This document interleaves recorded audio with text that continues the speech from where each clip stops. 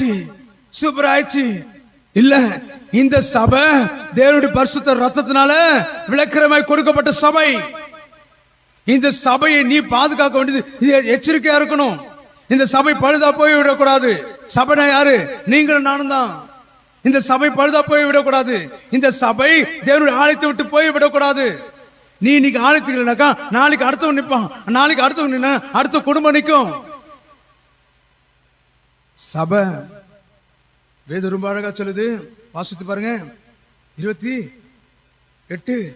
ஆகையால் உங்களை குறித்தும் தேவனுடைய சுய ரத்தத்தினால சம்பாதித்து கொண்ட அவருடைய சபையை மேய்ப்பதற்கு நீங்கள் எச்சரிக்கையா இருக்க வேண்டும். அல்லேலூயா, அல்லேலூயா.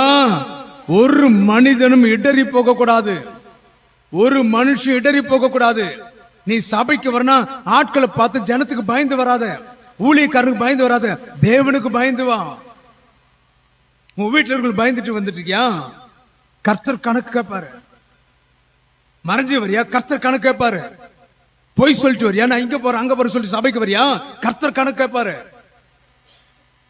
இது தேவனுடைய ஆலயம். இது தேவனுடைய சத்தியத்தை விதைக்கப்படுகிற சபை. இது சாதாரணமாக கர்த்தர் விளைக்கிறமாய் தன் சொந்த ரத்தத்தை கொடுத்து சம்பாதித்த சபை. நாம நம்ம விருப்பம் போல பண்ணிக்கிட்டு இருக்கோம். நம்முடைய விருப்பம் போல சபைக்கு வந்துகிட்டு இருக்கோம்.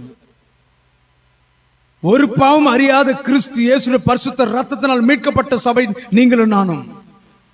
இந்த சபை சபையோடு இணைந்து இருக்கணும். இந்த சரீரமாக சபை தேவனுடைய ஆலயத்தில் இணைந்து இருக்கணும். இந்த ஆலயம் பரலோகத்துக்கு மகிமையாக கொடுக்கப்பட்டது, பரலோகத்துக்கு நிழலாய் கொடுக்கப்பட்டிருக்கிறது, பரலோகத்துக்கு சாயலாய் கொடுக்கப்பட்ட இந்த ஆராதனை. இதை நம்ம எப்படி பாவித்துக் கொள்ளுகிறோம்? எப்படி ஆராதனை நம்ம பயன்படுத்திக் கொள்ளுகிறோம்? கர்த்தருடைய வசனத்தில் நிலைச்சு நின்று பாருங்க. ஊழியத்தினுடைய பாரத